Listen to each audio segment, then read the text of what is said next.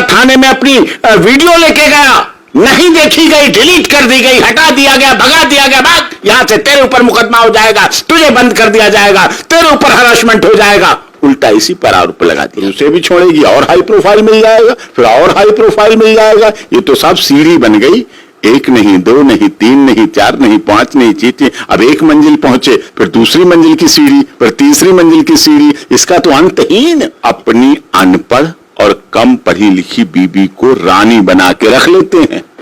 जितना जितना उनकी तरक्की होती है, वो उस तरक्की की सारी हिस्सेदारी अपनी पत्नी को रानी बना के रख लेते हैं।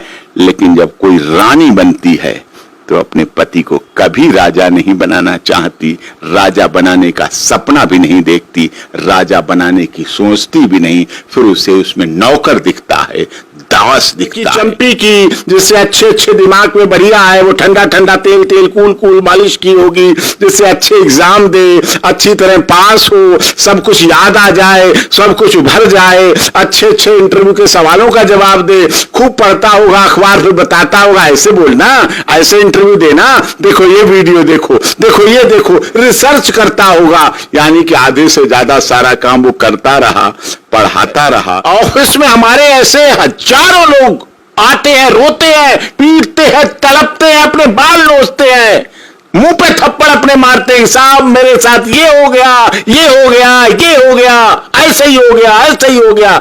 कितने इस देश में, हीरा ठाकुर तो एक फिल्म में बन के रोल करके खत्म कर दिया, वो तो एक फिल्म है, वो तो एक काल्पनिकता है। लेकिन फिल्में भी समाज के अंदर के दर्द को दिखाने का काम करती है, और उस फिल्म में भी यही समाज की सच्चाई को दिखाया गया। ऐसे करोड़ों परिवार हैं जो इसमें ऐसा हुआ है। लेकिन उसका भी कहना है, पत्नी का जो एसडीएम है उसका कहना था कि मेरे साथ झूठ बोलकर शादी की गई, मुझे जो है विकास अधिकारी बताया गया, ग्राम पंचायत विकास अधिकारी, और वो था पियोन।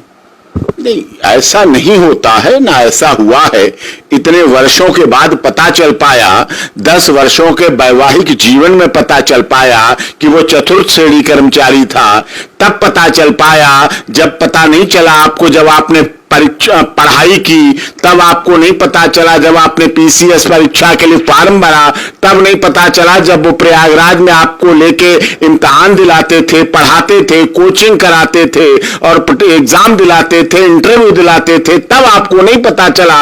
जब आप एसडीएम हो जाएं, जब आप पद पे पहुंच जाएं, जब आप पावरफुल हो जाएं, जब आप शक्तिशाली हो जाएं, तब आपको पता चले कि मेरा पति, मेरा परमेश्वर, जिसके साथ मैंने 7 फेरे लिए हैं, जिसके साथ हमने रातें बिताई हैं, जिसके साथ हमने 2 बच्चियां को जन्म दिया है, जिसके साथ हमने 2 बेटियों को जन्म देके बड़ा किया है, वो चतुर्थ श्रेणी कर्मचारी है। वाह साहब वाह, ये एक नया एंगल आ गया आप लोगों के द्वारा, पुरुषों नहीं, हमारे द्वारा नहीं, ये तो ज्योति मौर्य जो एसडीएम है, जो पीसीएस अधिकारी है, उनका कहना है कि मेरे से झूठ बोलकर शादी की गई। अब पता चला ना झूठ बोल के शादी की गई, तो झूठ बोल के शादी के बदले के उनके हैं संबंध जो बता रहा है ये, तो वो उनके इसीलिए ऐसे किए गए हैं। ये अच्छा कारण है, 10 साल रहो, 2 बच्चों को जन्म दो, पढ़ो लिखो, तरक्की करो और आगे।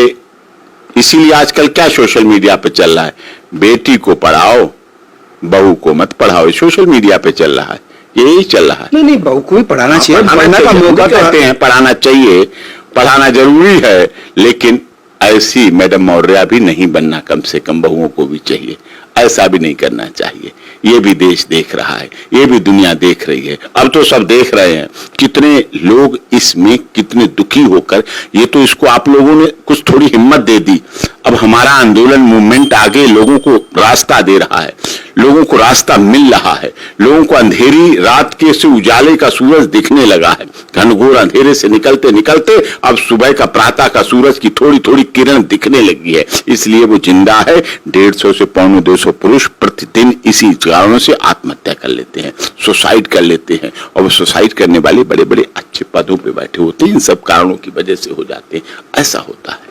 वो ठीक है, लेकिन सबसे महत्वपूर्ण बात यह है कि वो महिला भी ये कह रही है कि मुझसे अब 50 लाख और घर की डिमांड हो रही है, ब्लैकमेल मुझे ही किया जा रहा, मेरे वीडियो वायरल कर दिए गए, मेरे चैट्स वायरल कर दिए गए। अब वीडियो किसने वायरल किए, चैट्स किसने वायरल किए, वायरल करने वाला कौन था, उनका पति परमेश्वर था, पूर्व पति। अभी तो पति था साहब, पूर्व कहां से लगा दिया, अभी तो उसके बच्चों का बाप है, वो पति है।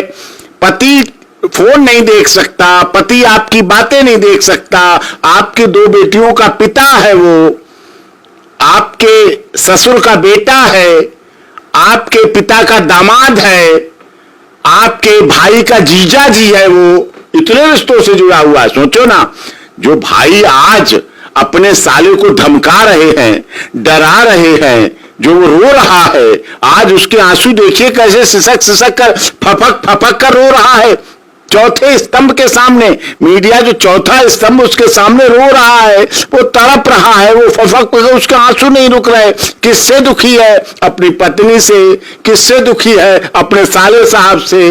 सोचिए आप, जो लोग उसे सहारा देने वाले थे, जिनको उसने मजबूत किया, उस समय नहीं साले साहब थे जब प्रयागराज में कोचिंग करा रहा था, ये पति ट्यूशन का प्रारंभ करा रहा था, क्लासें पढ़वा रहा था, फॉर्म भरवा रहा था, मैगी मैगी किताबें दिला रहा था, डर लगा रहता था, खाना बनाता होगा, कमरे की सफाई करता होगा, रहता होगा, सब्जी लाता होगा, पानी लाता होगा, अपनी पत्नी को पढ़ाने के लिए उसके कपड़े धोता होगा, उसके कपड़ों पर प्रेस कराता होगा, करता होगा, अच्छी बन के जाए, अच्छे इंटरव्यू में जाए, बढ़िया उसको सुलाता होगा, आराम से टेंशन फ्री रखता होगा, अपना सारा परेशानी झेलता होगा, अपना सारा दुख झेलता होगा, अपने हाथ से रोटी बनाते समय हाथ जल जाते होंगे, वो नहीं दिखाता होगा, चाय से हाथ जल जाते हैं वो नहीं बताता होगा, सफाई की, कपड़े धोए, मालिश की, सब कुछ किया, सब कुछ हेल्प की, दिमाग तरोताजा किया,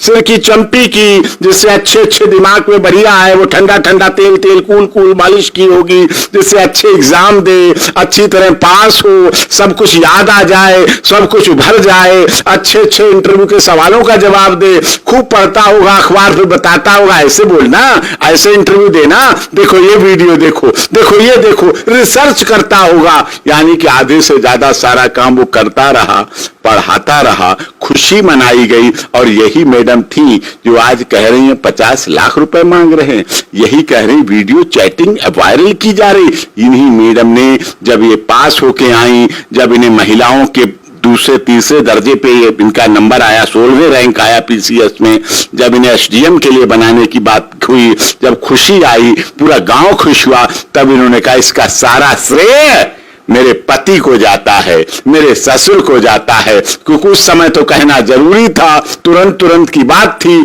सारा खाना बनाता था, पोछा लगाता था, झाड़ू लगाता था, सब्जी काटता था, धोता था, कपड़े धोता था, प्रेस करता, सब कुछ करता था, तब तो बहुत अच्छा था पति। अब 50 लाख मांगने वाला हो गया।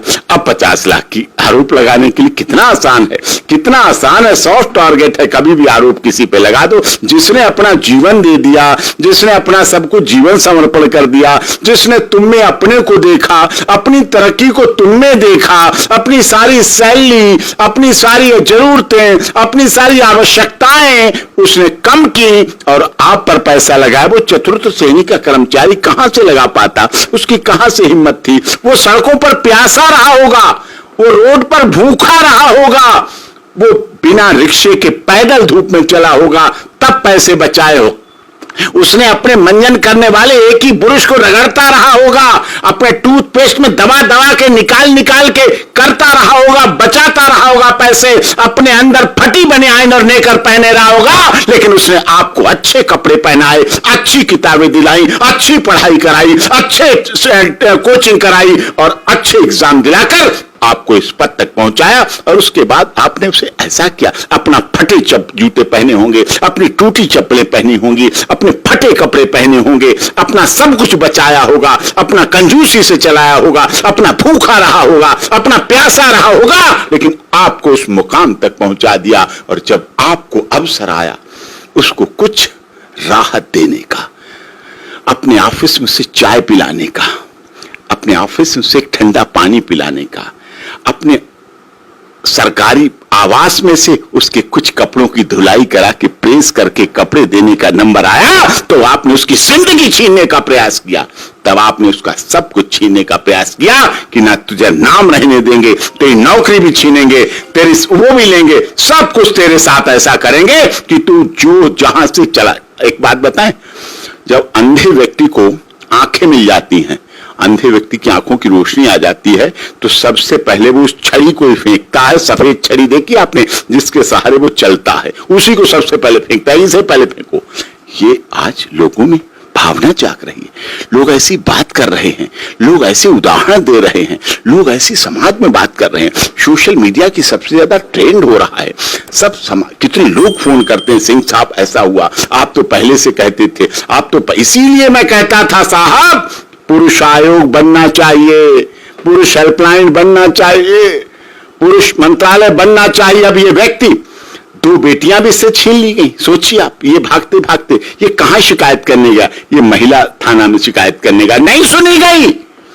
ये महिला थाने में अपनी वीडियो लेके गया, नहीं देखी गई, डिलीट कर दी गई, हटा दिया गया, भगा दिया गया, भाग यहां से, तेरे ऊपर मुकदमा हो जाएगा, तुझे बंद कर दिया जाएगा, तेरे ऊपर हरासमेंट हो जाएगा। उल्टा इसी पर आरोप लगा दिया गया। वीडियो डिलीट कर दी। क्या थी वीडियो?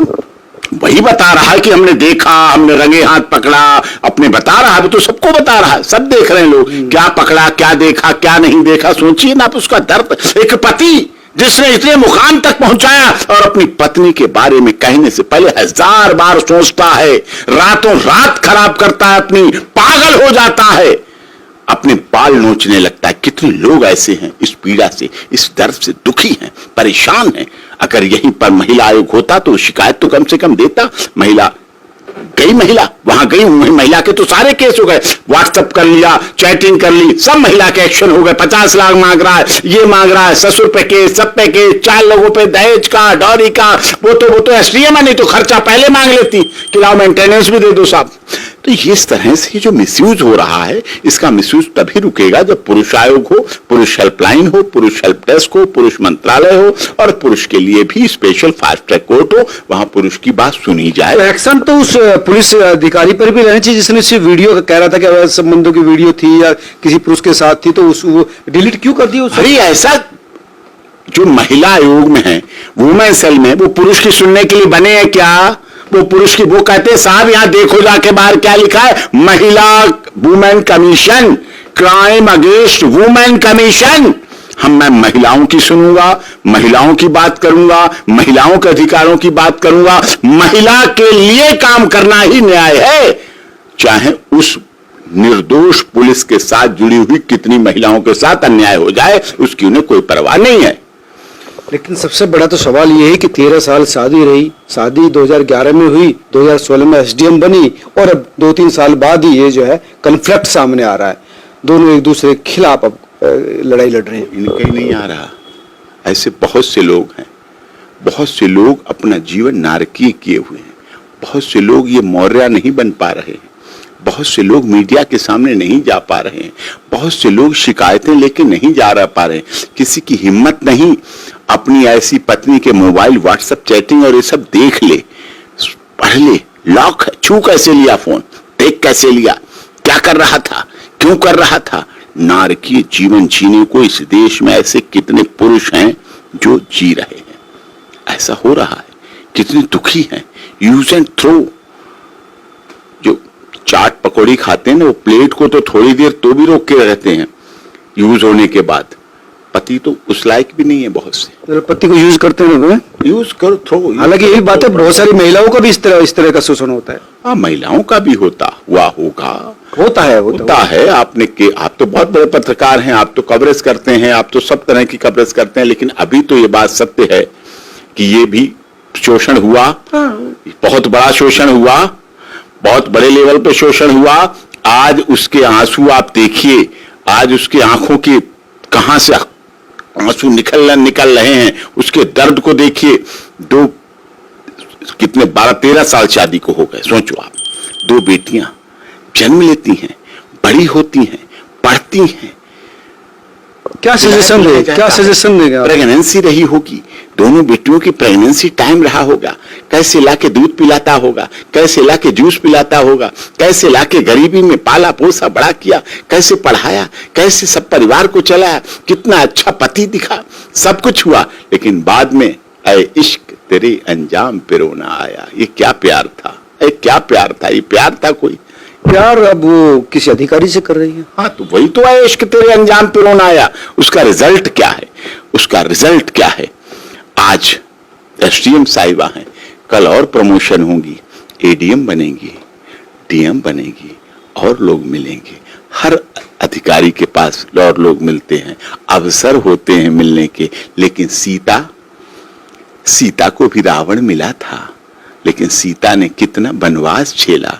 सावित्री, गार्गी, अपाला, अनुसुईया, झांसी की रानी, लक्ष्मीबाई, रजिया सुल्ताना, पद्मावत हाड़ा रानी, ये इतिहास हमारे देश का ही है। अब क्या सलाह देंगे आप? क्या सलाह देंगे आप? सलाह तो क्या दें?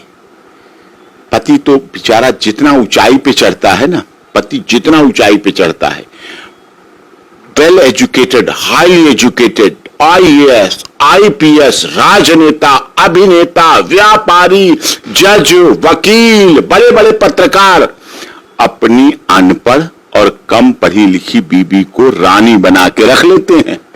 जितना जितना उनकी तरक्की होती है, वो उस तरक्की की सारी हिस्सेदारी अपनी पत्नी को रानी बना के रख लेते हैं।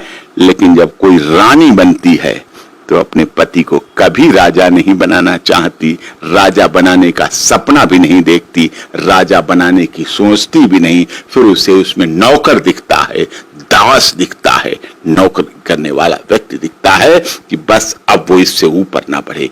ये एक प्रचलन चल पड़ा है हमारे देश के समाज के लिए, बहुत गलत चला जा रहा है। महिलावादी लोग हैं, वो कहते हैं कि बराबर का होना चाहिए दर्जा भी। अगर पत्नी योग्य है तो फिर वो, अगर वो अपनी इच्छा से अपने संबंधों को रिन्यू कर रही है या चीजें अपने स्तर की ला रही है, तो वो भी एक दृष्टिकोण है। वो दृष्टिकोण चल कहां पाता है, कहां चल पाता है, कहां चल पाया है, कहां चला है। लेकिन वो दृष्टिकोण बहुत हैं जो बड़े बड़े टॉप के पॉलिटिशियन हुए, उनकी महिलाएं कम पढ़ी लिखी थी, लेकिन वो पत्नी अच्छी रही, पत्नी अच्छी रही और वो पति अच्छे रहे। बड़े बड़े राजनेता, बड़े नहीं, वो ठीक है। नहीं, अगर पत्नी तलाक चाह रही है किसी विषय पे, तो उसकी भी इच्छाओं का सम्मान किया जाना चाहिए। अगर वो सेटिस्फाई नहीं है, किस बात से सेटिस्फाई? किसी भी बात से, अगर किसी बात से कैसे? अब हमें आपके साथ नहीं रहना, ये हमारा डिससेटिस्फेक्शन है। अब हमें और हाई प्रोफाइल मिल जाए, फिर उसे भी छोड़ेगी, और हाई प्रोफाइल मिल जाएगा, फिर और हाई प्रोफाइल मिल जाएगा। ये तो सब सीढ़ी बन गई, एक नहीं, दो नहीं, तीन नहीं, चार नहीं, पांच नहीं, चीते। अब एक मंजिल पहुंचे, फिर दूसरी मंजिल की सीढ़ी, फिर तीसरी मंजिल की सीढ़ी। इसका तो अंतहीन, ये अंतहीन संघर्ष है। अगर अंतहीन इस तरह की समाज में मेंटल स्तर अगर बराबर नहीं है, तो कई लोग ये कह रहे भाई मेंटल स्तर में अगर अंतर आ रहा तो फिर वो जिंदगी भर क्यों झेले? मेंटल स्तर में 13 साल बाद स्तर नहीं बदलता है। मेंटल स्तर शादी के 3 दिन बाद ही पता चल जाता है, जब वो रहती है कि हमारा मेंटल स्तर नहीं है, हमारा आर्थिक स्तर नहीं है, हमारा एजुकेटिव स्तर नहीं है, हमारा पारिवारिक स्तर नहीं है। 3 दिन में पता चल जाता है। 13 साल नहीं लगते, इस पीड़ित पति को नहीं लेते हैं। 2 बेटियां हुई हैं, आप सोचिए ना, 9 महीने की प्रेगनेंसी, और उनको बड़ा होने का टाइम मिला है, लगा है 13 साल में, इसने पाला है। क्या पिता का कोई फर्ज नहीं, सिर्फ मां का रोल है? क्या पिता का कोई दायित्व नहीं होता है? क्या पिता का कोई अधिकार नहीं होता है? क्या पत्नी बिना पति के बच्चों को जन्म दे लेती है? क्या ऐसा संभव है? क्या प्रकृति ऐसा कहती है? नहीं, नो, नहीं होता है। पति जरूरी होता है, लेकिन उसे यूज एंड थ्रो करना, ये इस केस से साबित हो गया।